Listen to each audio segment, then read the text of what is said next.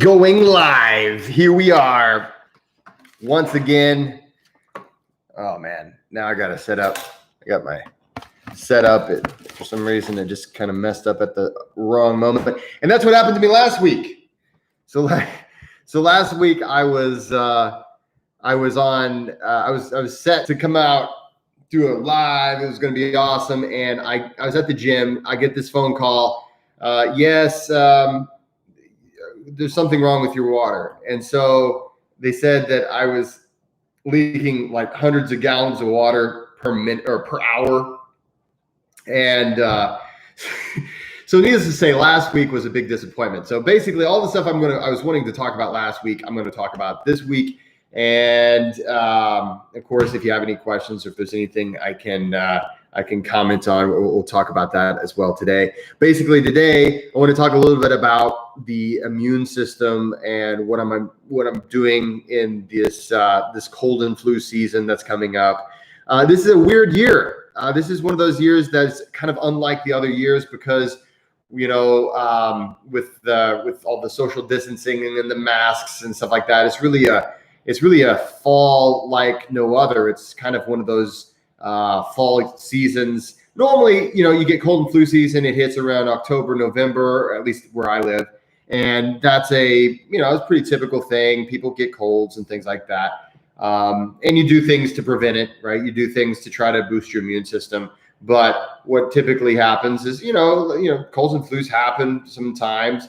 But this year is kind of a weird thing. And so, I'm still going to boost my immune system. I'm going to do things that I normally do. And of course, just be responsible about those things. But so today I'm going to talk a little bit about the things that I'm doing. So I've got a nutritional stack. So I have a supplementation stack that I'm going to talk a little bit about today, to go over, kind of what I'm doing to boost my immune system. Right now, it's kind of a shame. You hear a lot about things that you shouldn't be doing. Oh, don't go talk to these people. Don't go doing this. And I don't want to get into this whole thing. I think so much of it's been, is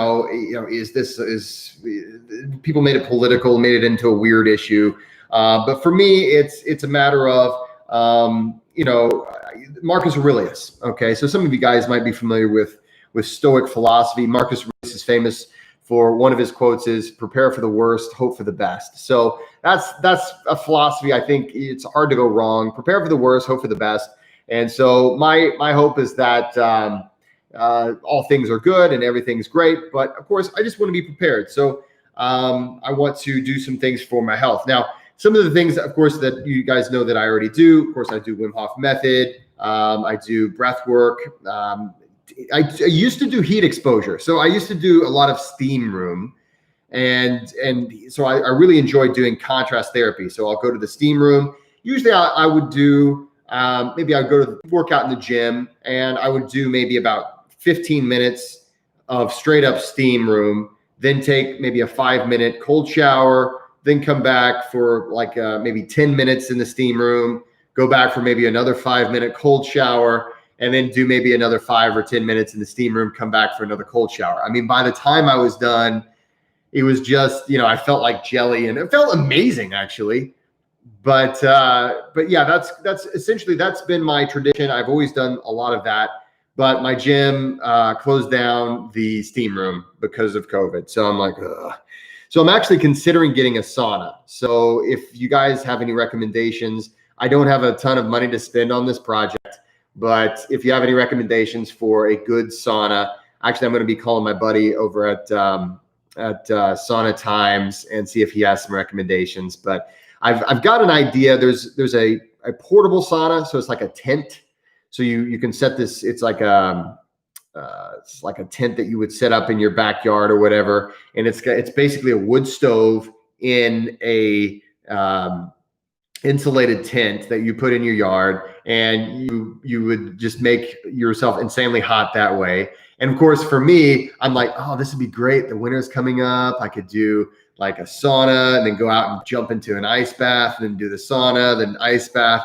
So I'm really tempted to do it. It's like $500, which, for me I don't just throw money like that around all the time. But at this point, especially with everything going the way it's going in the United States, with things looking like they're going to close. Doing something like this for my health, I think might be a great idea. So I'm thinking about doing something like that. But if you guys have, I don't have a home where I can put an indoor sauna in, and there are some of those saunas that are thousands of dollars that I don't think my wife is going to say, yeah, go ahead and do that. Even though I think she would like the sauna. We've got to keep with the budget, but basically, so my typical health routine is going to be, of course, breath work. I do cold exposure regularly to, for all of its benefits. With the Wim Hof method, it's just a fantastic system. And then in addition to that, I also do other forms of breath work. And if you're a fan of the channel, you've seen me talk about that. The biggest thing that I think that people miss out on, and especially I wish this was the conversation in the world, less about what you shouldn't be doing, more about, hey guys, this is a great opportunity to boost our immune systems. Let's lose some weight. Let's get into healthy practices. Let's eat right. Let's start sleeping better. There's so many things we can do to boost our immune system and make ourselves healthier. I think it's a great opportunity. So actually, you know what? I have a platform, so I'm going to be doing more of that. And that's some of the things I want to talk about today. So first of all, one of the things that one of the things, and I'm just going to quick answer this question and then I'm going to go into my spiel it's not really a spiel, like I'm just talking. But I have a quick question here. Is it normal to experience low retention times when mentally stressed out? Yeah. When it comes, and so you're referring to Wim Hof method. There's a breath hold that Wim calls the retention. And that's a pretty typical thing.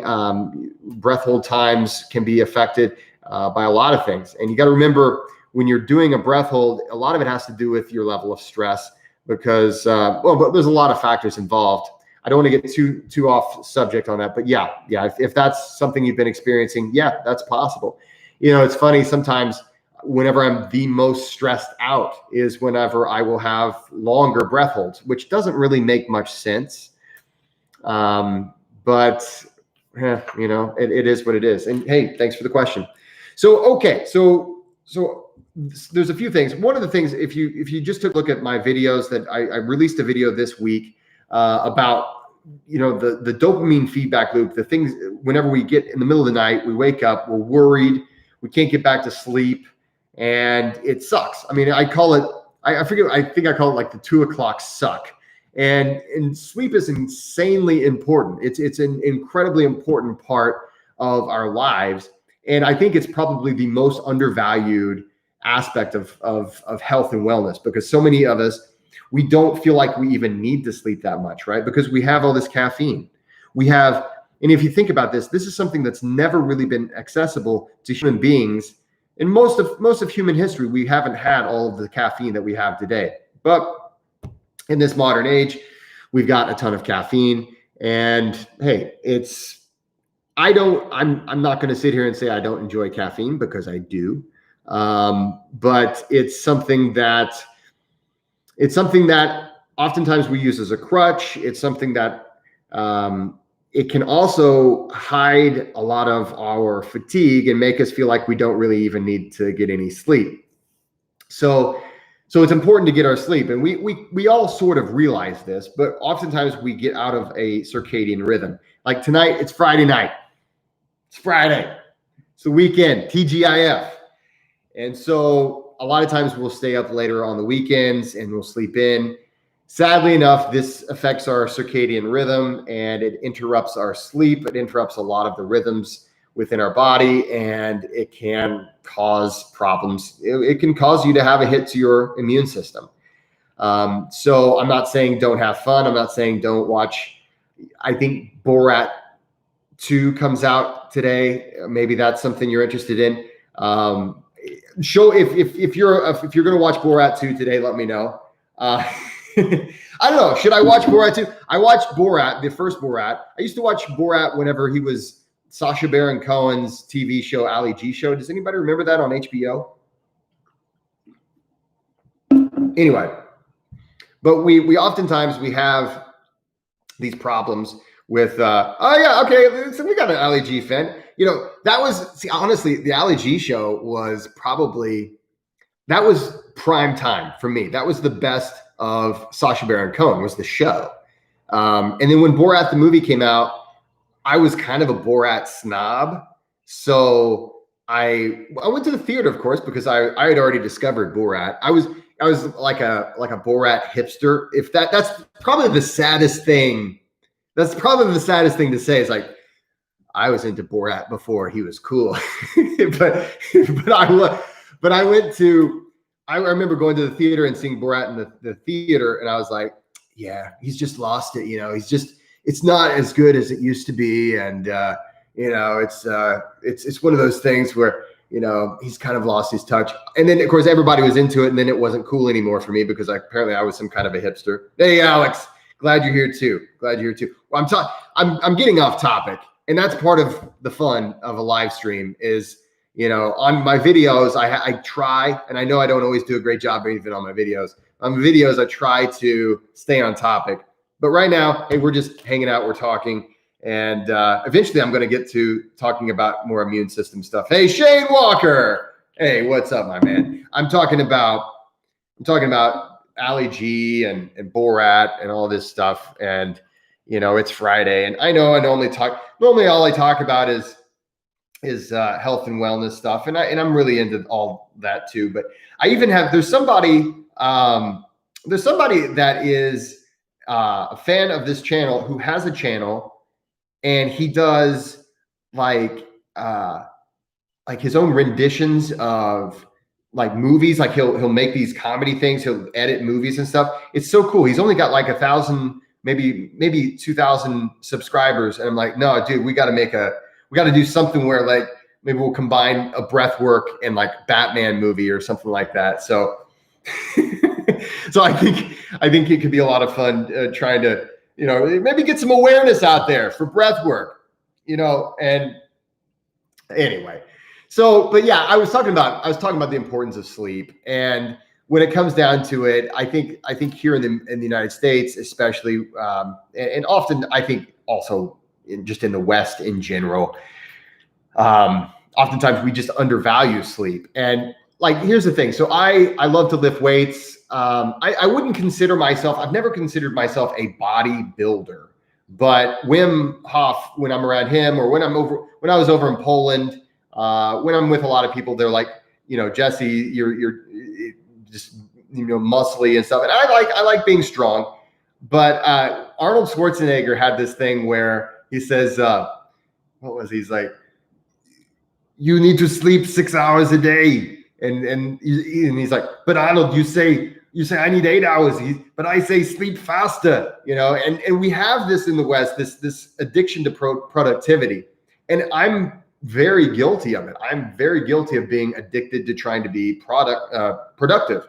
And in my line of work, it's especially with the way the world is right now. I'm working from home I'm an English professor, and I'm whatever it is that I am. I'm a breath worker, Wim Hof method instructor, fitness coach, health and wellness coach, writer, all these other YouTuber, things like that. So I have a lot of things that that I have on my plate, a lot of passion projects.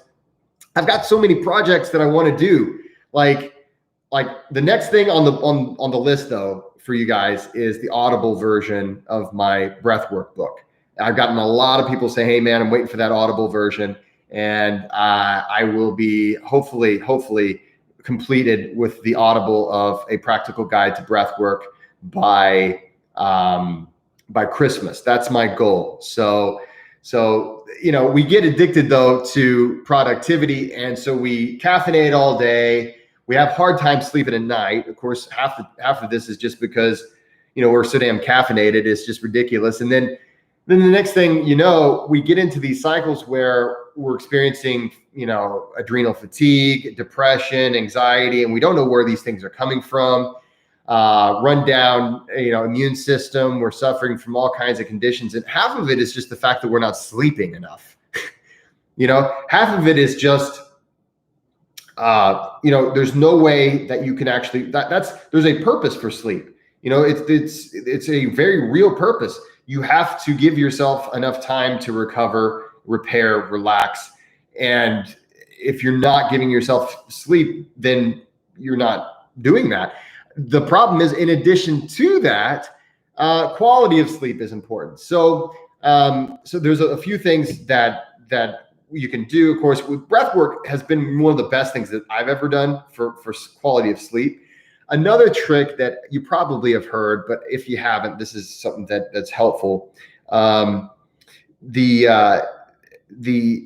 hot shower before you go to bed. And I know you're like, wait a minute, Jesse, what? Did you just say hot shower? Blasphemy, blasphemy. Well, no, it's not blasphemy. It honestly, there is a reason for that. Now, you know me. If you're a fan of the channel, you know me well enough to know that typically I do ice bathing in the evening. So I don't normally take a hot shower at night. But there are some days whenever I know if I don't repair, if I need to get a really good night's sleep, or maybe I need to wake up earlier than normal the next day, and or maybe I'm really stressed out about something. And believe me, stress is something that somehow I'm really good at stress. I'm just so good at stress. Anxiety it just comes naturally. I'm just really gifted in that way.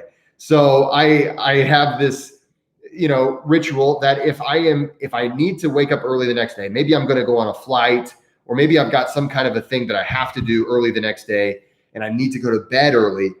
Or if I'm just stressed out, I'll take a hot as I can make it shower, and I'll take a nice long hot shower, and I won't finish with cold. I know everybody is like, what is he saying?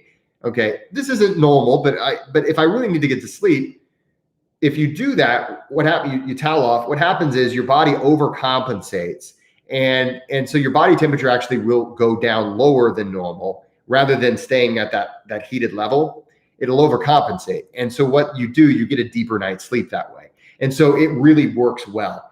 And so, I mean, if I was really, I guess, dedicated, you could do it to where every morning you do a cold exposure, and then every evening you could do a hot shower. And maybe that's the ideal schedule that I should be keeping, maybe. But basically, getting that really hot shower before you go to bed is a really nice way to get into it. One of the things that I have done and I really have to watch is melatonin. If you've ever taken melatonin, or for most people with melatonin, it's night time. It's lights out. It's whenever you take melatonin. And there's some people that literally, they just don't make enough melatonin on their own. You need to supplement with it. But for most people who take melatonin, you actually shouldn't. And this is something I found out after being on melatonin for like 6 months to a year. I started supplementing with melatonin like a decade or so ago. And I was like, man, this works. This is great. Oh, hey guys, I'm supposed to go on YouTube Live now. So I started this a little earlier than I thought I was going to start it. I was excited. Last week I really missed this. So anyway, but yeah, I was taking melatonin, and then I found out that if you supplement with melatonin, sadly enough, your brain will start naturally depending on that supplement, and it will start to naturally not make enough of its own melatonin, and it's not going to make melatonin as much. And basically you reduce your own natural capacity. You can damage yourself that way. And so I was like, oh dude. So fortunately I was able to wean myself off, and I still do take melatonin sometimes, times when, like, again, deep stressful times, whenever I just have to get to sleep, or times whenever I'm just really I just can't sleep. It's got to be something it's just now and then. It cannot be something you rely on, because you really will damage your ability. It's almost like steroids or like a painkiller or something like that, where your body becomes dependent on it in order to feel normal. So literally, you might be really tired, but if you're dependent on melatonin, you lay down, you're physically tired. Man, I couldn't take another step. I've worked hard all day. And you just lay there. And yeah, so that was a mind-blowing thing for me.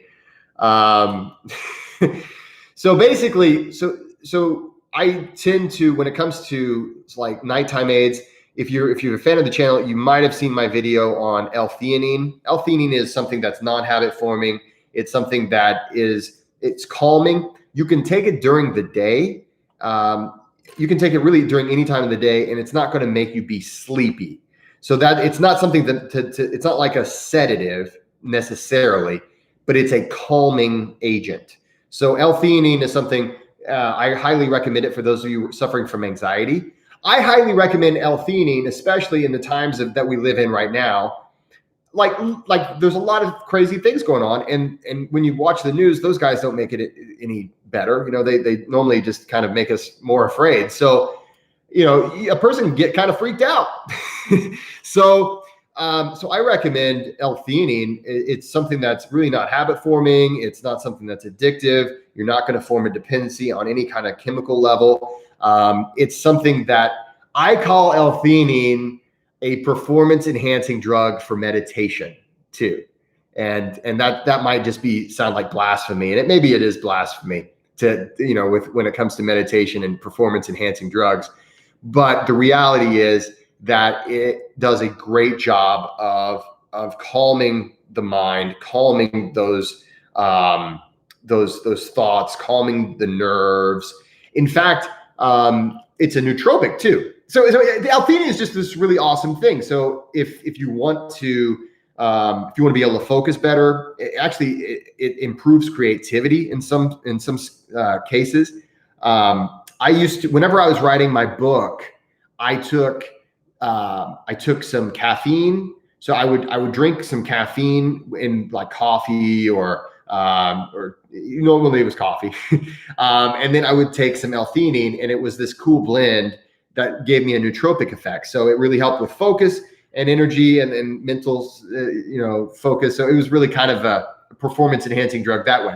However, what I also do in times whenever I'm stressed or anxiety ridden, or I just, maybe I was up late and I was doing something exciting.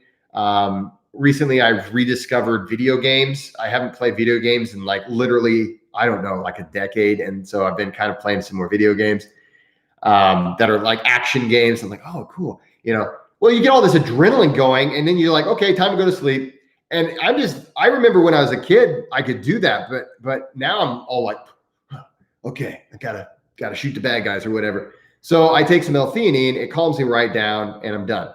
I try not to play video games before bed though. If you do L-theanine and you do controlled breathing, so maybe you're doing a 8 or a foot, maybe it's like a 5-5 or a 6-6 breathing cadence. So it's something really nice and balanced. For those of you who are in my, hey, that's true. That's true. I see somebody from Dream. I've heard about this. Yes, CBD oil. Just got some CBD oil from Dream. If you are, I think I have a coupon code still for Dream. So take a look at that in the link below in the description box. So for CBD oil, some people say CBD oil really helps them sleep. Some people, not so much. It's a lot of these things are like that, right? There's something like, even with L-theanine, some people don't notice any difference. My wife, I'll say, hey, take some L-theanine if you're stressed. And, she sometimes notices it, sometimes she doesn't. For me, it's just like, that's it. But basically, yeah, there's all sorts of things you can do. And I think it's important to kind of experiment a little bit. And so sometimes I experiment with these things on the weekends. And whereas maybe we used to, go out drinking and getting wild on the weekends, it's kind of fun to experiment. And maybe this is me being a Midwesterner, but I like to think about sleeping in backwards, or I like to think about, like, if I sleep in backwards, what that means is I went to bed early. And I think it's so cool to be able to really say, you know what, I'm going to invest a little extra time into my sleep, because, why not give myself that extra repair, that extra relax, that extra, all these things that boost my immune system, improves my hormonal profile. That's one of the things I'm waiting for my base kit so that I can test my testosterone again. But my testosterone, they said it wasn't like it was bad, but it wasn't ideal. It was like 60% of ideal. And I'm like, what? Do you not see the testosterone pouring out of my face? So one of the big things is getting more sleep, better quality sleep on a regular basis. So, okay. So why not invest a little bit of your time into that? Let's see here. So video games stimulate your brain before bed too much. I agree, my friend. I agree. And that doesn't mean that I'm mature enough to turn off the video game machine at the right time. That's the problem. There's still enough a little kid in me. I'm like, yeah, but I can just 10 more minutes. And so before I know it, it's time to go to bed. And I'm like, oh yeah, I guess I should have, oh, okay. All right. You're 19. And so I guess, yeah, I guess some things never change. Some things never change. Hey, the Bach, Wilhelm, welcome. Nice to have you here. First time viewer. This is a really fun Friday. Anyway, we're getting back. We got to get back to some stuff, and then we're going to answer some questions. So sleep is insanely important. It's something that I think is probably the most overlooked, and it's free, right? Also, obviously, diet. Now, one of the things that I think we also oftentimes overlook in our diet is the fact that our diet is connected to our sleep, and it's connected to our ability to relax. So one of the minerals that we oftentimes go right through really fast, especially when we're stressed, is magnesium. And magnesium is one of those minerals that it's used for a lot of things, and it's still even a mystery to scientists, is just as far as like all the different uses, all of the different reasons why our body has all the different ways our body uses magnesium. But it is known that, first of all, if you smoke, you go through magnesium really way fast. And then also if you are stressed out, or if you are working out really hard, it's one of the things, like for instance, if you're an athlete or a distance runner, you sweat a lot of it out. It's an electrolyte that we need to replenish a lot. But especially anytime you put your body or mind under stress, and it doesn't have to be physical stress. It can just be, hey, I work a stressful job and things are really stressful. So what I've been doing and what I recommend is, of course, green leafy vegetables. They're full of it, right? So they're just full of magnesium. Even a white potato, and I know white potatoes kind of have a bad reputation because, hey, they're full of carbs and starch. Okay, yeah, they are. Okay. But they also have quite a bit of magnesium in them.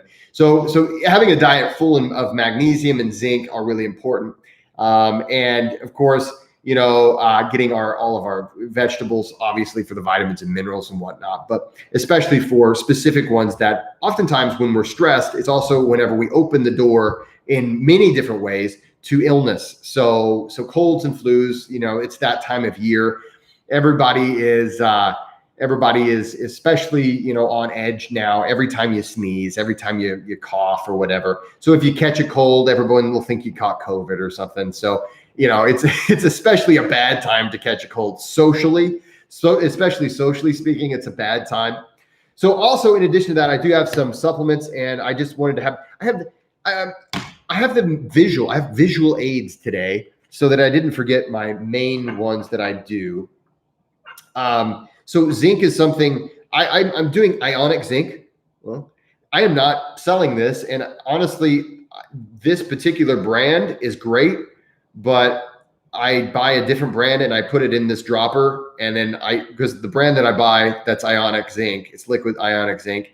It didn't come with a dropper. So I just pour it in this and then I use it. I add that to my water, and it is what it is. I try to do quite a bit of zinc each day.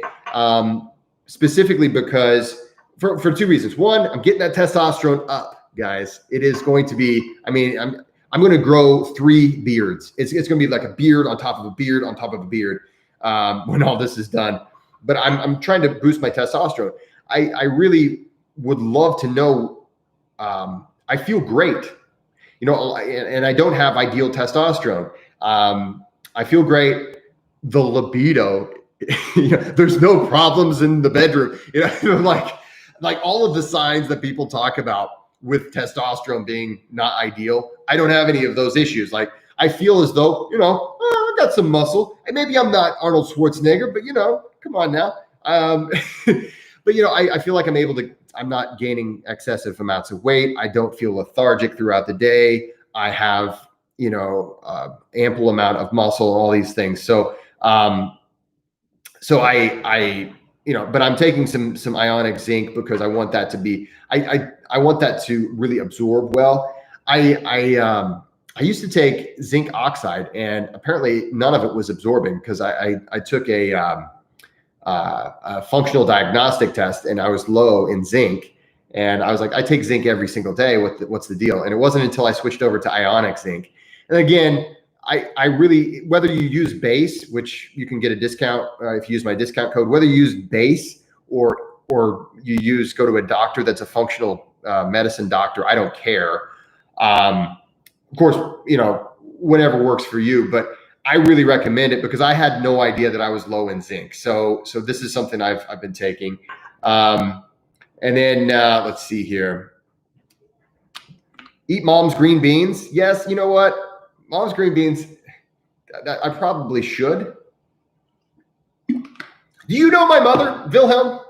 Because like I feel like literally that, something. My parents, see, I live in the breadbasket. So I live in the middle of the United States, and there's farms everywhere, and it's either farms or forests. Farm or forest. That's pretty much all it is.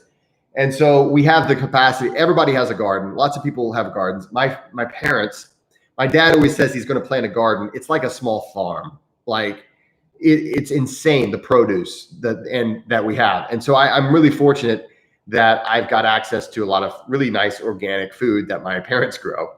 But my mother, they do canning. They can a ton of food, and my mother does grow. This year she had an enormous green bean crop. So Wilhelm, let's see. Okay, you did see the video I posted about that. Okay. I don't really even like green beans. Yeah, and that was another thing, Wilhelm. I was starting to wonder. I was like, yeah, I probably should eat those green beans. My mother, she never let me live that down, that I don't eat green beans. To this day, I'm almost 40 years old, and I'll go over to their house and they'll be having green beans. And my mother is like, you used to eat green beans, Jesse. I don't ever remember liking green beans, but apparently whenever I was a baby, I would eat lots of the baby food, like they would grind up green beans and feed it to me, and I loved it. But and she still holds that against me, like somehow I turned on her. So okay, the question is the chelated zinc. I think first of all, this is something that you're going to hear me repeat a million times. But I think chelated zinc is fine. Zinc oxide works really well for a lot of people. It's funny, there's so much biodiversity in our species. And we're so in the West, and I don't know if it's even, in Ayurveda or Ayurvedic medicine, they do divide people up by kind of like their personality traits, and you can find out where you fall. And I'm not an expert in that, but in the West, we kind of say, hey, if you take this is what happens. This is good for you, or that is bad for you.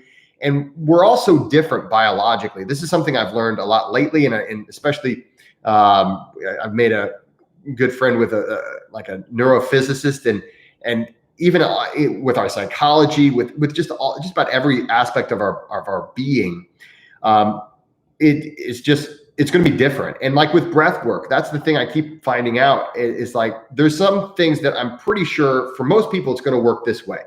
But for some people, it will work the exact opposite way, or nothing happens. And I'm like, are you sure you're doing that? And I look at them and I watch them do it, and I'll be looking at their pulse oximeter, their pulse won't change, or, there's something, there just won't be the thing that I expected. we're so diverse. So I think Wilhelm, if you are taking zinc in the chelated form and it's working for you, that's awesome. For me, it seems as though the best form of zinc for my absorption is, not necessarily this brand, but it's this liquid, it's this ionic kind. Now, I also am starting to take, and guys, so I started making friends with the brand Kion, these guys, and literally they had me on for the Kion the cold thermal challenge as a content expert. They wanted me to kind of just, a Q&A about, taking ice baths and cold showers and things like that. It wasn't Wim Hof bath. It was just cold showers, ice baths, and things like that. And they were just so nice. Like, it was so nice. These people were just incredibly nice. So, and then they sent me a bunch of cool products, and they gave me like a coupon code. So if you would like to try any of this stuff, I'll just let you know up front. You get a discount on these things, and then I get I think it's like 10% of whatever you order or whatever. Okay, so that's literally what it is. And I'm not doing these, buy now. I'm not doing that. But I am taking this Kion Immune. Now, this is such a basic, really super basic combination. All it is just vitamin C and zinc. That's all it is. That's literally this product. And, most people are deficient. Most people don't take enough of these things. It's got 10 milligrams of zinc and 500 milligrams of vitamin C per pill. And if you know anything about supplementation, you're going to know that that's not enough for your full day's dose. Lactate threshold. What an interesting name. He's both. He's a neurophysicist and a neuroscientist. I didn't know that you could be a neurophysicist, but he is. He is one. Anyway, but back to this. So I am taking one of these a day. It's got zinc in the chelated form. So I guess I am taking that, Wilhelm. But yeah, so I've started taking this. It's not like you're going to just kind of notice a huge difference there. Another thing that I'm taking is colostrum. Colostrum is one of these really interesting things. And it's been shown to reduce upper respiratory tract infections. So I've been taking colostrum for immune support, but actually mostly for gut health. So it's really good for healing, any kind of an injured gut and just overall for your gut biome. And of course, we know that your gut is basically your second brain, and so there's so much that's done in the gut, like from serotonin to your immune cells to all these different things. So I want a healthy gut. I want a healthy gut. So colostrum is something I've been taking. This is not bovine colostrum. It's actually, they have theirs coming from goats. And I'm not really sure what the difference is on this. And I know that Kion, they pride themselves on it's kind of like it's like when you go to the grocery store, you got the regular stuff and you got the organic stuff. So that they're the high end stuff. I'm not 100% sure why they use goat milk colostrum as opposed to bovine. What's interesting is with colostrum, these animals, they make 4 times the amount of colostrum that their babies need. And so it's from time immemorial, and as long as people could remember, people were, thank you for it's not chelated, it's chelated. You had to. All right. I'll take that. Thank you. I'm not great at pronunciation sometimes. But anyway, but cows and goats, and they tend to make 4 times the amount of colostrum that their babies need. So I guess for as long as people can remember, farmers, what they would do is they would collect the excess colostrum and they would feed some of the excess colostrum to maybe some of the babies, the calves that didn't get enough.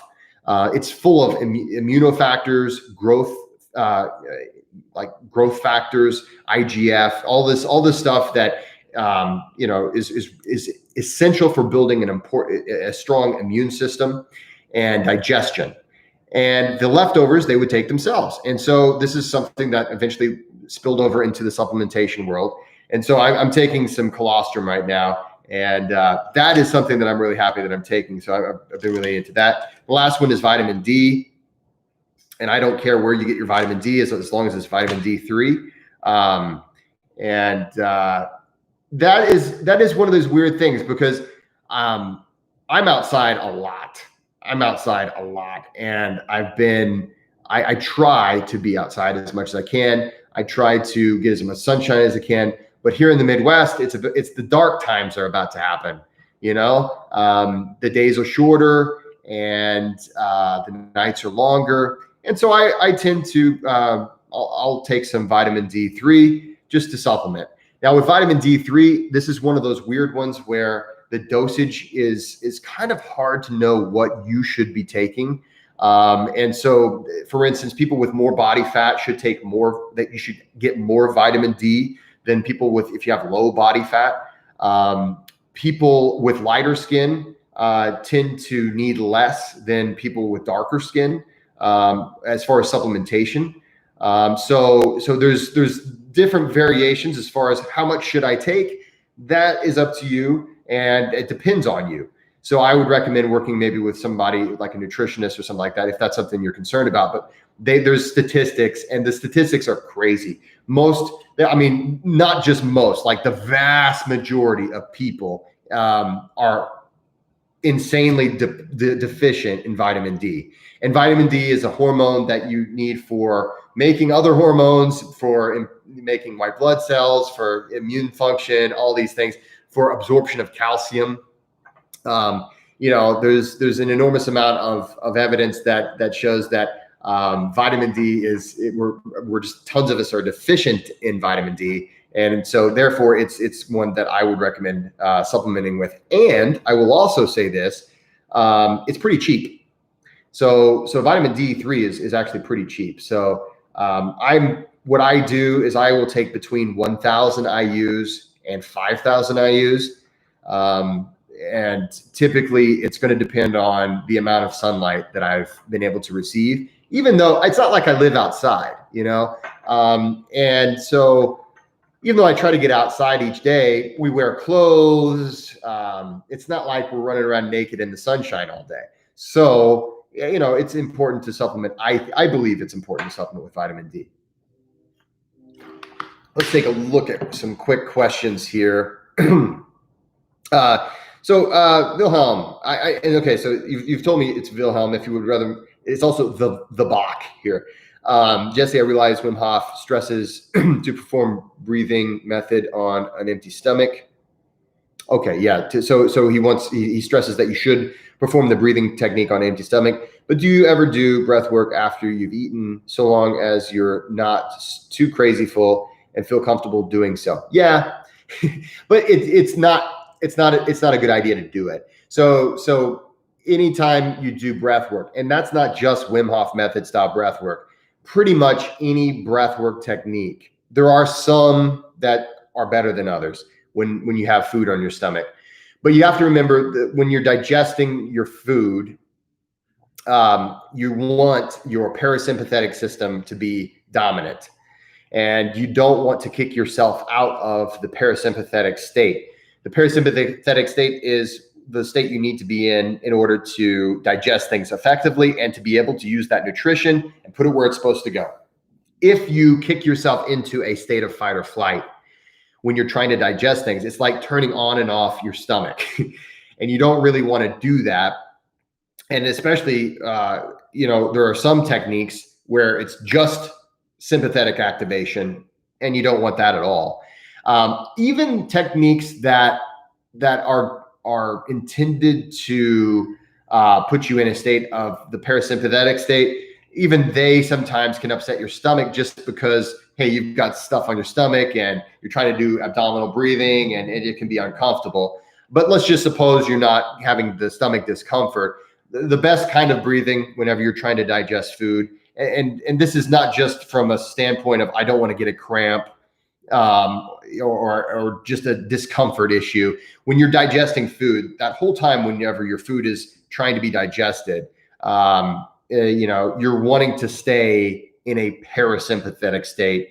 And that's so that you can digest effectively. That's to avoid, farts and all the gas and all the acid reflux that we Westerners have, because really anybody, yeah, we have so much. And here in the United States, I don't know where you guys are all from, but in the United States, we advertise medications. So prescription medicine can be advertised on television. And I remember back before this was a thing. But yeah, so we can do that. And it seems like all of our advertisements are, okay, you have upset stomach, acid reflux, indigestion. Okay, here's a pill for that. You have erectile dysfunction. Oh, we got a pill for that. Oh, you've got, basically it's all these things that are really like, basically it's a signal that most people are stuck in the sympathetic dominant state. So now Wim Hof method, you're going back and forth, and it eventually puts you in a nice calm state. But I personally, even though I'm not going to say that I don't do this occasionally, like maybe I've eaten and then maybe 45 minutes later, I am about to go into some kind of a competition, or maybe I'm going to speak at something. Maybe I'll do some breath work, but I try not to do anything really heavy. There's some techniques that I have in my book that I would recommend for that would be better suited for a person who's still got something on your stomach. You don't want to go, really intense. So that's I guess a long version of it. The short version of it is whenever, in addition to that, whenever you're on an empty stomach, your pH is more in its normal state, and it's complicated. It's complicated. The point is, it's not going to hurt you terribly if it's like 45 minutes and you're not that full, but it's still always better to try to stay relaxed and avoid heavy breathing until after maybe an hour or hour and a half, until after the food has cleared the stomach. So there's that. All right. So let's see here. I'm going to read this one here. Costa says, "Looking good, brother. You're looking good. Thank you, my friend. What are your thoughts on improving sleep? What knocking off breathing 15 to 30 minutes protocols have you successfully used yourself and with clients?" Okay, this is important. And Costa, I'm not sure if you're in my Patreon club. I think I recognize that name, but I might be wrong. So if I'm wrong, forgive me. But hey, either way, you're awesome. Thanks so much for your question. So the best thing to do for bedtime. Actually, I just released a video about this week. It was just yesterday, and then I had a typo, so I re-released it today. And essentially, if you do, there's a few of them, but one of them is Ujjayi. So Ujjayi breathing, also known as ocean breath, is a really good one. You're laying in bed, you can't get to sleep. It's like, you don't want to go take a bunch of drugs to dope yourself out. So if you've gone to yoga, you've probably learned Ujjayi breath. And what's funny is I know how to pronounce Ujjayi breath, but chelated, that gave me problems. But my friend helped me. Thank you so much. Okay. Anyway, so a nice slow breath. You want to lengthen the breath. The longer your breaths, and we're talking inhales and exhales, just as a rule of thumb, the longer your breaths, the more you're going to signal you're going to send signals to your vagus nerve. Basically, you're going to stimulate your vagus nerve. And you'll send signals to your nervous system that you're in a relaxed state. And then all of those hormonal changes, chemical changes, things like that will happen, and you're more likely to get to sleep. So what I'll do a lot of times, actually, I want you to watch the video. It's about whenever you're stressed at night and you can't get back to sleep. I give you a recommendation. And also, if you're in my Patreon club, I have a guided breathwork session where I guide you through this. But essentially, you're doing ocean breath or Ujjayi, and you're going to do, it's kind of like you're fogging up a mirror. So, right? So you're going to inhale and exhale like that with that same tension in your throat. So,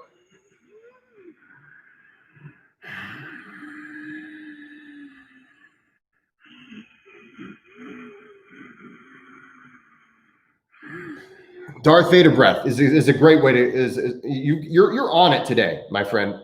Or I can't pronounce the ortosolus.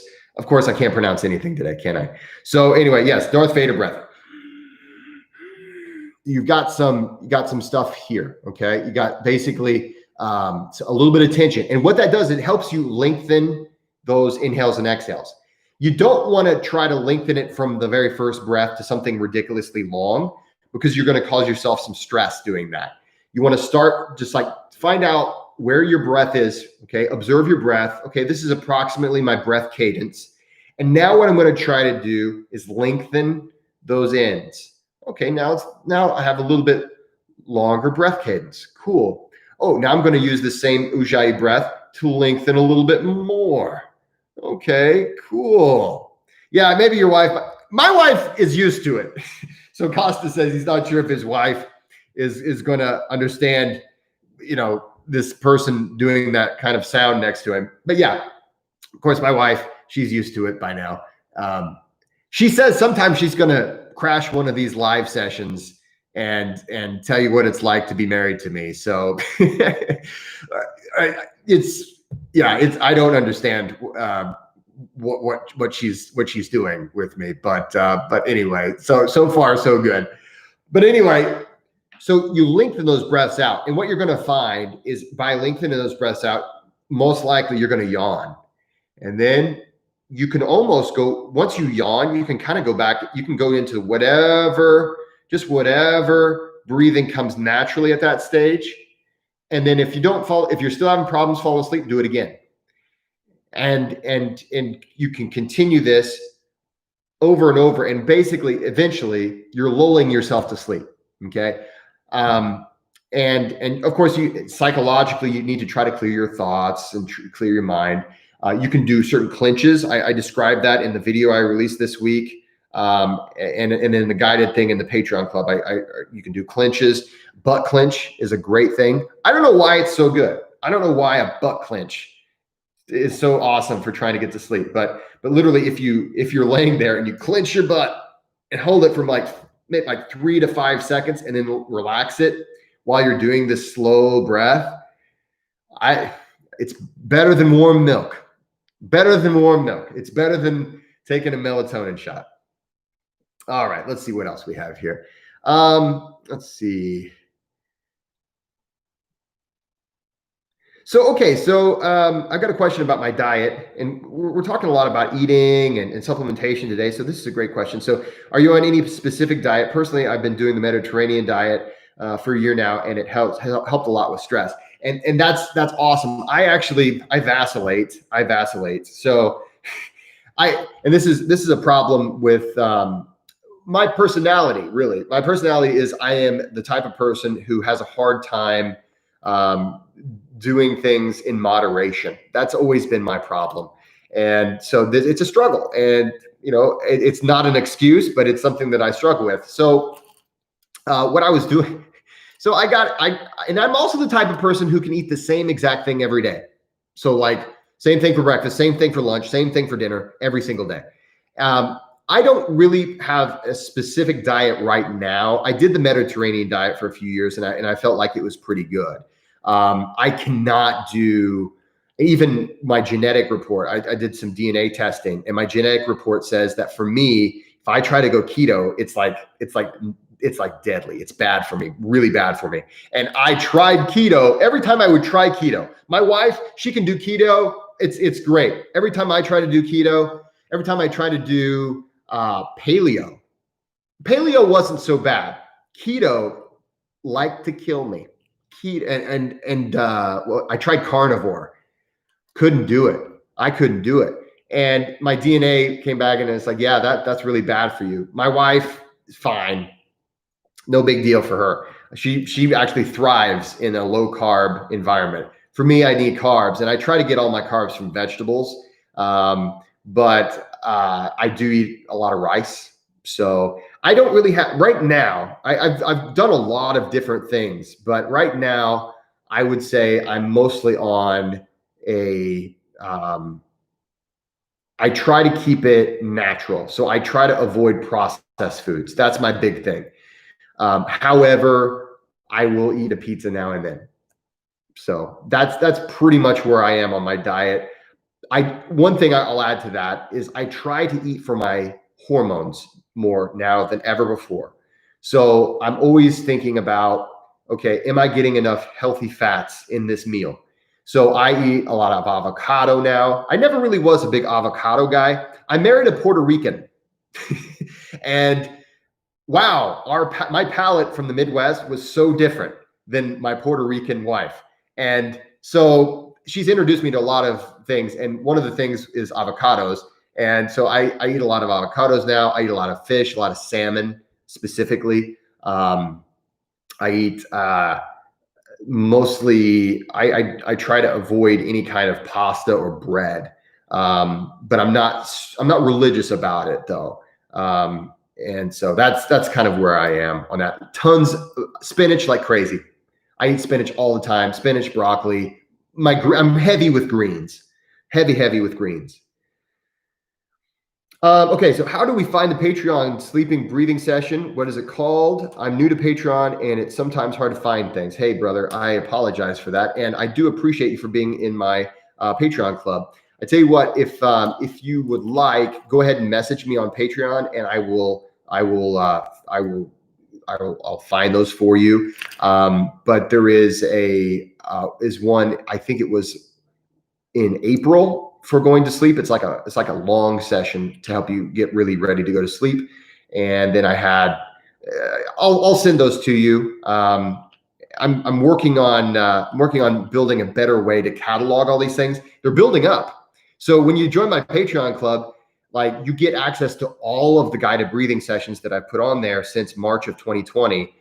And I've done at least 3 guided breathing sessions per month. And there's sometimes like I'll have an instructional video like Kapalabhati technique or ocean breathing. Specifically, I give instructions on much deeper than what I did now on how to do ocean breathing, things like that. So yeah, I'm gonna, now that it's really starting to grow and get bigger, I'm gonna be working on how to catalog that better for you guys. So thank you for your patience, and again, thank you for being a Patreon. Oh, let's see here. Benefits of ice bath for testicles, please. I just love how that is. I just wanted to read that out loud. I love how that's phrased. Benefits of ice bath for testicles, please. Well, I'm not sure if there's an enormous amount of benefits for your testicles when it comes to ice baths. You know, they shrink, so they're not in the way quite as much anymore. Okay, enough. Actually, when it comes to ice baths, and it depends on, I guess, what aspect of your testicles you're thinking about. If you're thinking about sperm motility, in some cases, you should not be taking ice baths. So I had a friend of mine who was trying to, he and his wife were trying to get pregnant. And so he actually needed to take a break from taking ice baths. And so, you know, what's funny is on the flip side, Wim Hof sometimes tells a joke about how, you know, his method can help with fertility. And of course, there's ice bathing involved in that, or at least cold showers. When it comes down to it, you know, I'm not sure exactly how to answer that question. So, so maybe email me a little clarification. Maybe I'll help you with that. Bearded brother, I have to go. Okay, so Wilhelm has left. He'll be buying the book. Yeah, but you can get it on my website or you can get it via Amazon. Thank you either way, my friend. The only way to get the hard copy is to get it via Amazon. But if you go to my website, there's a link and it'll go straight to the hard copy on Amazon. So I really appreciate it, my friend. Thanks for being here. Let's see here. I skipped meat 2012 and last till now. Everything fine. Awesome. You know, and that's the thing. There's so many diets out there, and it comes back to biodiversity, guys. your biology is set up for something, and it's not necessarily the same thing for everybody. I respect people who, for instance, maybe it is for your religion or for your maybe just a personal belief. I don't want to eat meat, or I don't want to eat this kind of this or that. That's fantastic. Other people, it's funny. There's some people that go on the carnivore diet and they become healthier than people who are vegans or vegetarians, and vice versa. Vice versa. I think this is where we have to free ourselves from being dogmatic with things and decide, okay, why is it that we're eating? Are we eating, for, if you're eating for your health, you need to figure that stuff out. And sometimes it means a genetic test. Maybe it means experimentation. Maybe it means doing, the functional medicine, like I've been talking about, and saying, okay, what is going to help my hormonal level? What is it that seems to put me in a best state of stasis? And ultimately, it also does come down to, how do you feel?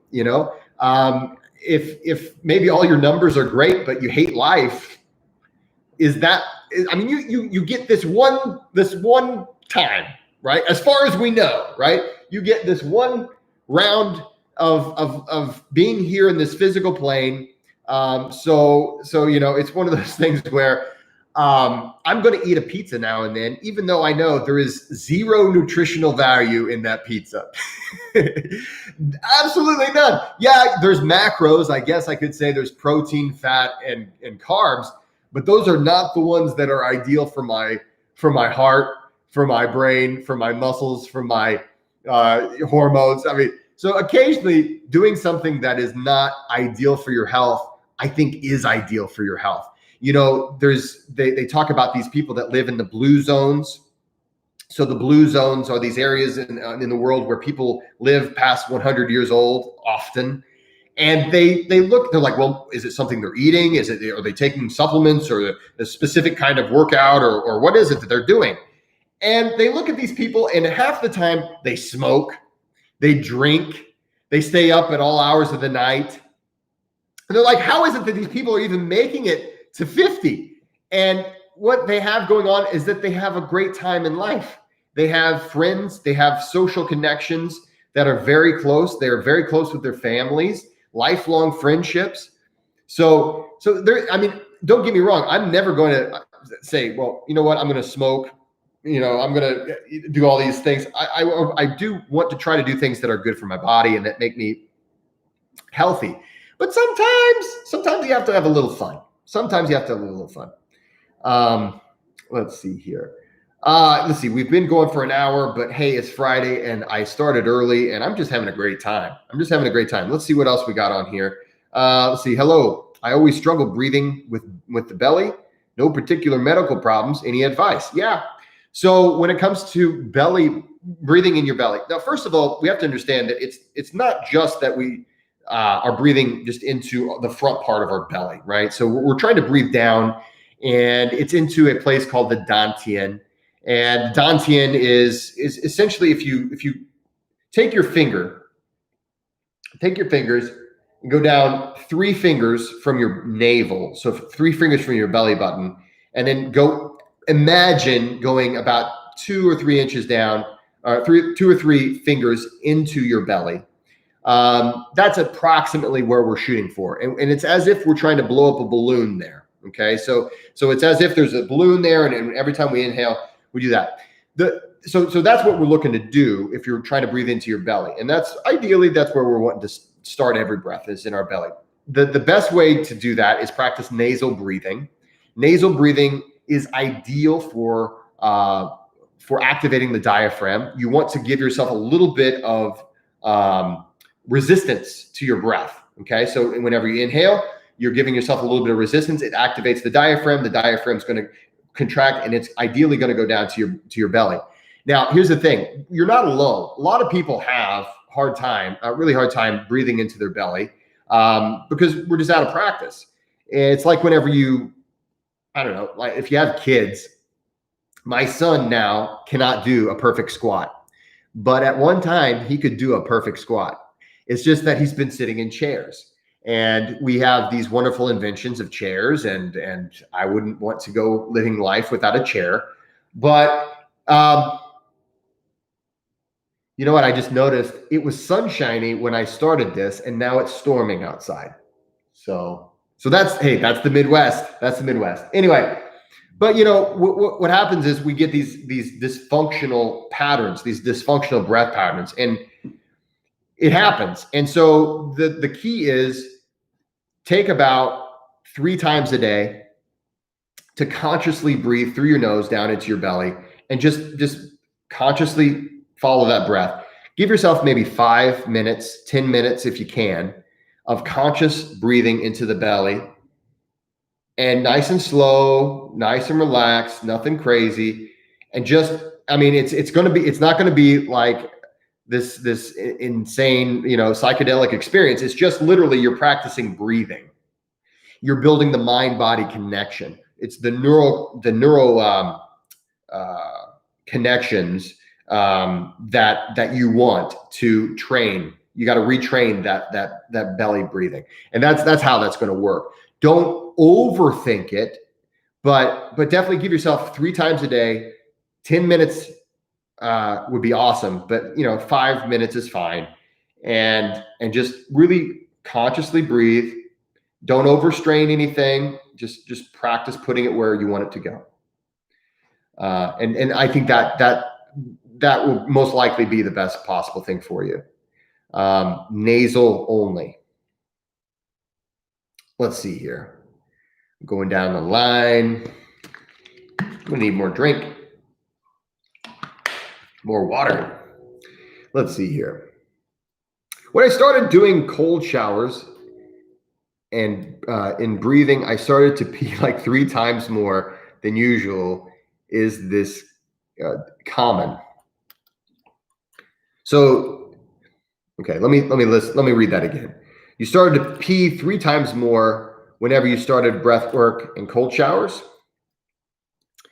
Yes and no. Okay, that's an interesting thing. So whenever you come to, for instance, anytime people are about to do something scary, like maybe a cold shower, they tend to feel the urge to pee, and this is a very natural thing.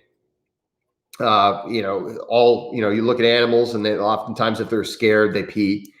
And yeah, it can be there's a certain adrenal response that causes that, and yeah, it's possible. It's not like, I mean, if you maybe you're drinking more water, I would definitely, but I'm just assuming that's not the case, or you would have said that. But it can just be simply because you are feeling the fight or flight response, and that causes you to feel the need to pee. That's most likely what's responsible for it. Let's see. In my teenage years, I lived in the McDonald's store. Oh, Girthen Eden. In my teenage years, I lived in the McDonald's store. The change was big, but the best I ever did, just for me. You know what? I used to eat a lot of McDonald's too. And the problem was they make the claims at McDonald's and a lot of these fast food places that they're healthy, and that, they're all these things. And yeah, they do probably have some kind of a healthy option there. I have never seen it. But the problem is, when you walk into a McDonald's, when you walk into one of these places, what do you smell? You smell fried deliciousness. And right? And just be honest. You smell this fried stuff and you're like, yes, I'll have a grilled chicken salad. It's not, you are so tempted. Every part of your brain is screaming, give me the fat, give me the sodium, give me the fried. And it's so hard to make a good decision when you walk into a McDonald's. And then, not to mention, what do a lot of people get? I'll see people go in and they'll get a salad and a Diet Coke, which is poison. I call Diet Coke and any diet product, I call it diet poison. It is absolutely, anyway. You don't want to hear me go on and on about Diet Coke. All right, let's see what else we have. Thoughts on the nootropics? Let's see. I skipped the question. CSI, let me see what you got. Does breathing in cold showers lower blood pressure? I've just started this week. Oh, okay. Sorry for skipping. Thank you for mentioning that. So breathing in cold shower. Okay, so here's the thing. It did not lower my blood pressure. I had slightly elevated blood pressure before I started. I have slightly elevated blood pressure. The only thing that'll do that for me is diet and exercise. So for me, it did not.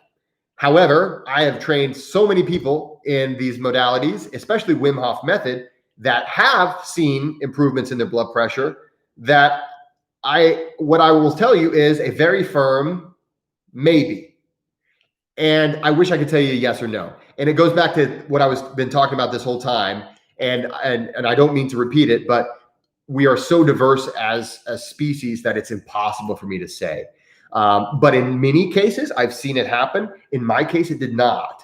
In my case, I've seen an enormous amount of benefits, but that's one of the benefits I did not personally see. CSI, thank you for your question. And thank you for not letting me get away without answering it. I'm just having a great time. It's a stormy day outside. You know, I'm going to see how long. We'll see if we can go a little bit longer. But anyway, thanks for that question. Let's see here. I'm not sure if this is a proper question. Uh-oh. What are we going to talk about? What are we talking about here? But do you have any tips for not wanting to move forward with life? Ooh, okay. Let's talk about this. No, okay. It feels like a part of me doesn't want to evolve as a person, even though I could. Oh my God. Read my book.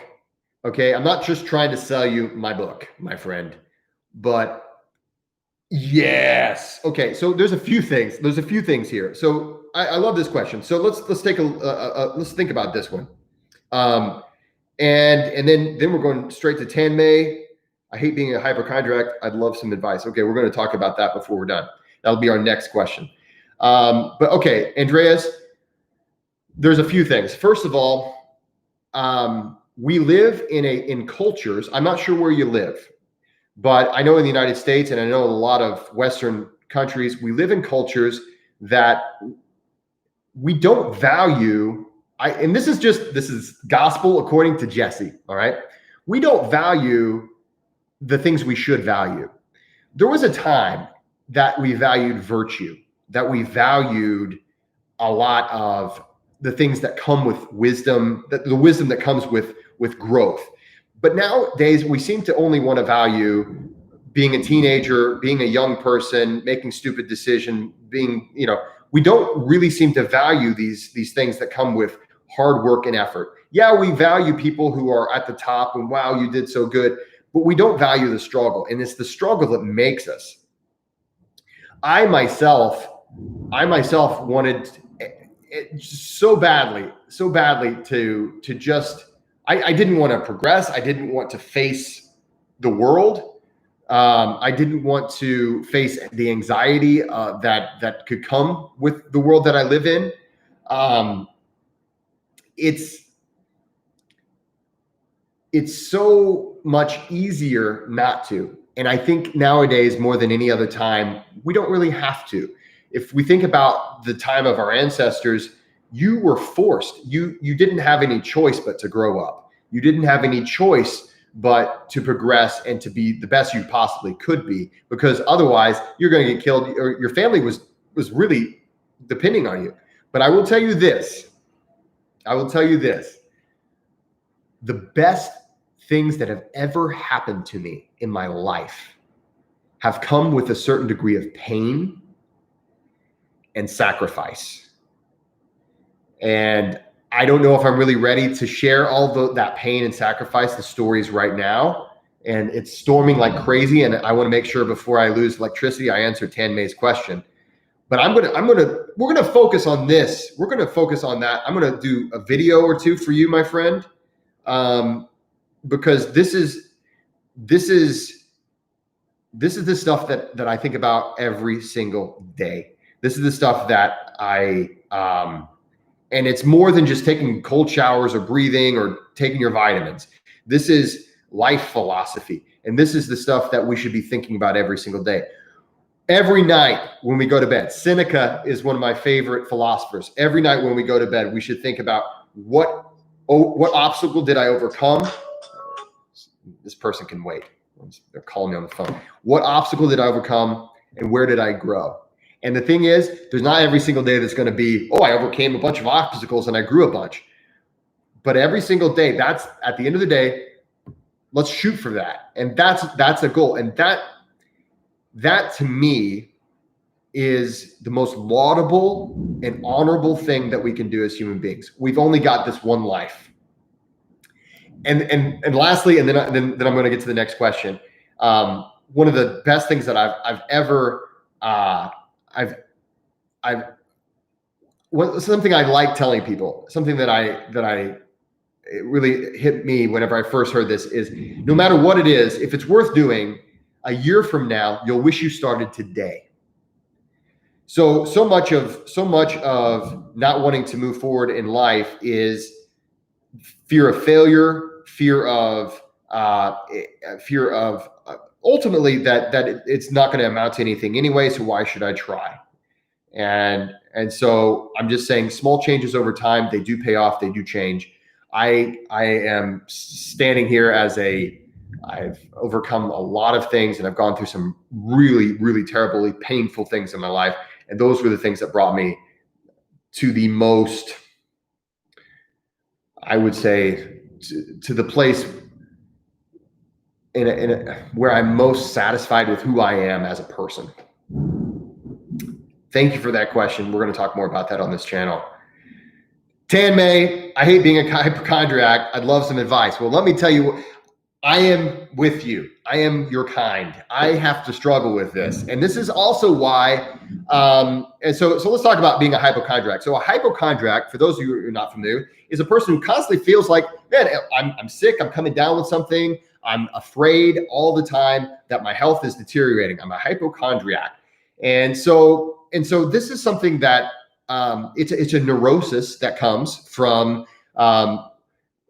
and I don't know your full history, and it's, if you don't have to share it, but there is a certain degree of, there's always usually there's some kind of a thing that caused this early neurosis in my experience. For me, I have to fight this. I am a warrior, and this is the reason why I do all the stuff that I do. And it's not that I'm this guy on this mountain who is like Zen and all this stuff. It's that, I really need this stuff, guys. I need it bad. And so when it comes to being a hypochondriac, what we often find is that it's just like a lot of these other neuroses. You'll start looking for reasons to worry, and you'll start looking for, you start focusing on these things that really you shouldn't focus on. It's life has little aches and pains. And especially now is the age of hypochondriac, right? It's because we're very afraid when we go out. We're wearing masks everywhere we go. And there's a certain degree of like rational precaution. Okay. I'm going to wear my seatbelt when I drive. I am going to avoid cigarettes. I am going to try to eat well, and then there comes down to whenever it becomes a neurosis and it becomes a problem. What I would suggest, and this is something I will try to make a video for you specifically about this issue later on as well. But these are my thoughts that are coming to mind right now.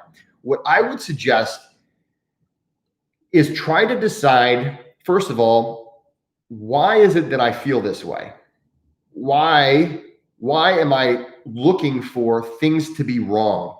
Is there some kind of a reason? Is it because my mother or my father constantly had things wrong? Or oftentimes, like for instance, I had a close friend who was a hypochondriac, and his parents didn't take good care of themselves. They died young. And so he was constantly worried about his health because he was like, I'm going to die young.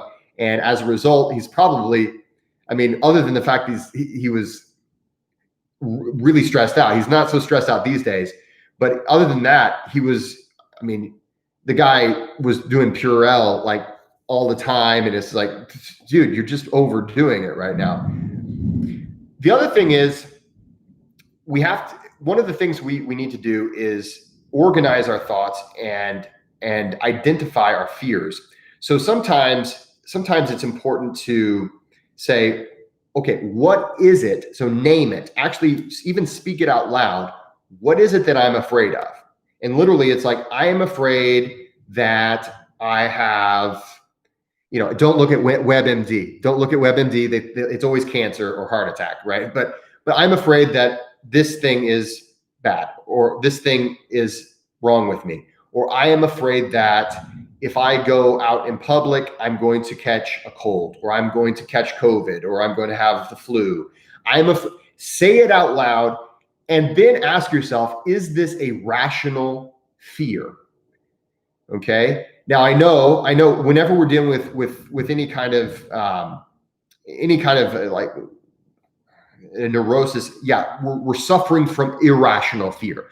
But here's the thing, fear is not necessarily a bad thing. It's okay to be afraid of, a poisonous snake, right?